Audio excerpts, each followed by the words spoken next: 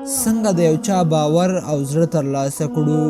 که غواړئ چې یو څوک مو خبرې ته غوږ شي او باور در باندې وکړي، نو ارواپوهان وایي چې هڅه وکړئ. مقابل کس ته هغه وخت خبره وکړئ کله چې هغه پر څوکۍ، کټ یا بل څه باندې ناست وي. هر کله مو چې هغه ناست ولیدو، تاسې په یو بهانه ودرېږئ او خپله خبره ورته په ولاړه وکړئ. که مقابل کس ناست او تاسې ولاړ وئ او خبره مو ورته کوله، نو زیات امکان شته چې خبره مو په ځیر سره واوري او باور در باندې وکړي او ویې مني.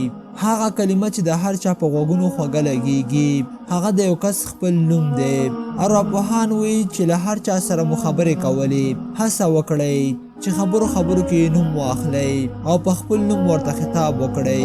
که د نوم ترڅنګ جان هم ور اضافه کړئ نو لا ښه. د نوم اخیستلو ګټه دا ده چې مقابل کس د خپل نوم په اورېدلو خوشحالیږي او خبرو ته مو لا ښه متوجه کیږي. بله دا چې نوم اخیستل مو مقابل کس سره اړیکه هم پیاوړې کوي.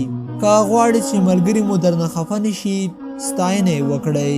هر څوک خپله ستاینه خوښوي او که څوک یې ورته بدي په ګوته کوي، هغې سره یې چندان نه لګیږي. نو د ښه ملګرتیا یو راز دا هم دی چې د خپل ملګري ستاینه د دې په مخ کې او هم په شیشه وکړئ او په عیبونو یې پرده واچوئ.